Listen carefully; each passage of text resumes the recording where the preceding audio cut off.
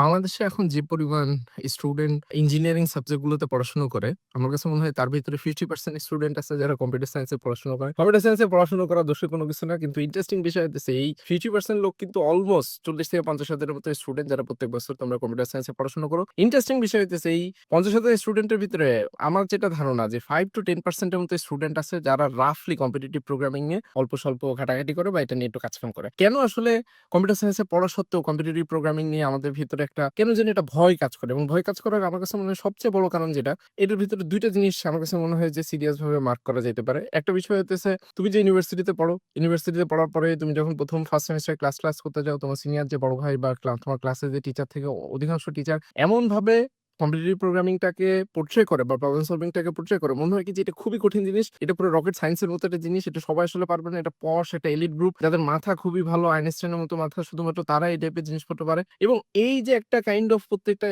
ইউনিভার্সিটিতে computer science related কমিউনিটির ভিতরে একটা সিক্রেট কমিউনিটি আছে যারা ৫ জন ১০ জন আছে যারা মিলে শুধুমাত্র প্রবলেম সলভিং বা কম্পিটিটিভ প্রোগ্রামিং এর জিনিসপত্র করে এবং অধিকাংশ লোকজন দেখা যায় যে এটা ধারে কাছের ভিতরে আলটিমেটলি থাকে না। আর নাম্বার 2 জিনিস হইতেছে এই যে একটা সিক্রেট কমিউনিটি হইছে, এই কমিউনিটির ভিতরে তুমি তো কোনোভাবেই ঢুকতে পারো না। এটা একটা বড় কারণ হইতেছে তোমার ভিতরে এক তো একটু হীনমন্যতা কাজ করে। তোমার মনে হয় কি না আমাকে দিয়ে মনে হয় হবে না। আমি ওখানে গেলে আমি তো পারি না। আমাকে কে শেখাবে, কি করবে? ও তো মজা নিবে আমার সাথে। আমি তো ম্যাথ অনেকগুলা ভুলে গেছি। আবার বুঝতেছি না লজিক কেমনে বিল্ড কোথায় কেমনে এবং এই নানাবিধ কারণে পরবর্তীতে দেখা যায় যে তোমার ইউনিভার্সিটি লাইফে ৩ বছর ৪ বছর পার হয়ে গেছে। কিন্তু তুমি পরীক্ষাতে হয়তো পাসও করছো, মোটামুটি ভালো রেজাল্টও করছো। কিন্তু কম্পিটিটিভ প্রোগ্রামিং আর আল্টিমেটলি করা হয়ে ওঠে নাই। কিন্তু কম্পিউটার সায়েন্সে পড়ে যদি তুমি কম্পিটিটিভ প্রোগ্রামিংটা ট্রাই না করে একটা রিজনেবল জায়গা পর্যন্ত আল্টিমেটলি না যাও, তাইলে আসলে এর চেয়ে বড় হতাশার জিনিস আর কোনো কিছু নাই। এবং আগামীর পৃথিবীতে ডাউন দ্য লাইন এখন থেকে শুরু করে নেক্সট 3 to 5 ইয়ার্স এবং 6 ইয়ার্স এর ভিতরে দেখা যাবে যে প্রবলেম সলভিং এ যারা ভালো তাদের জন্য জব পাওয়ার প্রবাবিলিটি অনেকখানি বেড়ে যাবে। কারণ আল্টিমেটলি যেটা হইতেছে যে প্রত্যেকটা জায়গাতে এই যে এআই টুল গুলো বা যেগুলো আছে সেগুলো কিন্তু কোডিং এর টাইম অনেকখানি কমায় ফেলতেছে। সে কিন্তু টাইপিং এর কাজটা করে দিচ্ছে। কিন্তু মাথা থেকে চিন্তা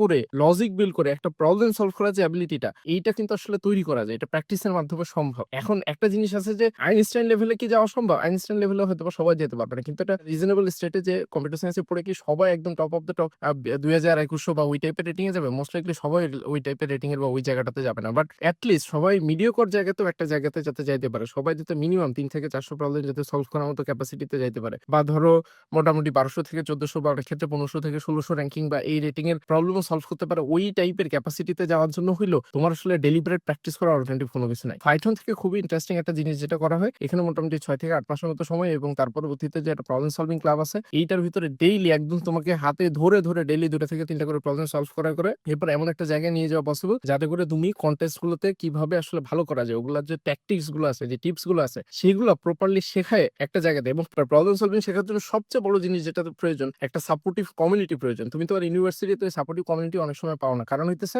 মানুষজন তোমাকে নিয়ে অনেক ক্ষেত্রে খোঁচাখুচি করে, হাসাহাসি করে। মানুষজন ভাবে ও তুমি এই জিনিসটা বুঝছো না, তুমি এই জিনিসটা পারো না। তখন দেখা যায় যে নিজের ভিতরে আরো খারাপ লাগা কাজ করে। তুমি ক্লাসরুমের ভিতরে একটা কোশ্চেন করো, সেটা করতে তোমার হয়তো বা লজ্জা লাগে। তুমি একটা ক্লাবে গেছো, প্রবলেম সলভিং ক্লাব ঠিকই নামে আছে, কিন্তু ওখানে যে তুমি পিছনে বসে থাকো কারণ তুমি কোশ্চেন করতে তোমার ভয় লাগে। বাট পাইথনে একটা ইন্টারেস্টিং বিষয় হইতেছে যে ভাই তোমার যত মন চায় তুমি কোশ্চেন করতে পারো। সাপোর্ট সেশনে আসো, মানে দিনের ভিতরে ৩ বেলা সাপোর্ট সেশন আছে। যখন যে সময় মনে চাই তখন সেই সময় ঢুকে তুমি দেখো যে ভাই আমার এই প্রবলেমটা আছে, আমি এই জিনিসটা বুঝতেছি না, ওইটাতে সমস্যা, এই টাইপের নানাবিধ জিনিসপত্র আছে। তোমার যখন যেটা মন চায় তুমি সেটা সলভ করার কথা চিন্তা করে ফেলে দেখতে পারো। মোরাল অফ দ্য স্টোরি হইতেছে পাইথনের ব্যাচ 9 এ এনরোলমেন্ট চলতেছে।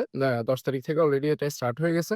আমার কাছে মনে হয় যে কম্পিউটার সায়েন্সে যদি পড়ো, নিজের মান সম্মান যদি এটলিস্ট বাঁচাইতে চাও, কম্পিটিটিভ প্রোগ্রামিং তোমার করা উচিত। সেটা করার জন্য একটা সাপোর্টিভ এনভায়রনমেন্ট প্রয়োজন। সেই এনভায়রনমেন্টটা ইনশাআল্লাহ পাইথন তোমাকে এনশিওর করতে পারবে। পাইথন নিয়ে কোনো কোশ্চেন থাকলে কমেন্টে জানাই দিতে পারো। আর পাইথন কমিউনিটিতে জয়েন করে পাইথন কমপ্লিট করার পরে মানুষজনের এখন কি অবস্থা সেটা সম্পর্কে ডিটেইলস জানতে অবশ্যই পাইথন কমিউনিটিতে তুমি জয়েন করে ফেলতে পারো। আর আমাদের সাপোর্টের ফোন নাম্বার এখানে দেওয়া থাকবে। যেকোনো ধরনের কোশ্চেনে তুমি সাপোর্টে কল দিলে গিয়ে তোমাকে ডিরেক্টলি কোর্স কিনতে বলবে না, রেদার তোমার প্রবলেমটা শুনবে, তোমার জিনিসটা বোঝার চেষ্টা করবে, বুঝে এটা করবে। এবং আমি বিশেষ করে যারা তোমরা ঢাকার বাইরে, অনেক সময় হয় না যে এমন একটা ইউনিভার্সিটিতে পড়ো সেখানে প্রবলেম সলভিং নিয়ে অত বেশি একটা কথা হয় না, ওই টাইপের মানুষজনের জন্য আমার কাছে মনে হয় যে সময় নষ্ট করে না। যত দিন যাইতেছে দিন কিন্তু কঠিন হইতেছে। সুতরাং সময় নষ্ট না করে পাইথনের ব্যাচ 9 এ ঝাঁপায় পড়তে পারো। বাকিটা না, পুরোটাই আল্লাহ ভরসা। ধন্যবাদ। শুরু হয়েছে ব্যাচ 9, মনটা সবটাই অনলাইন।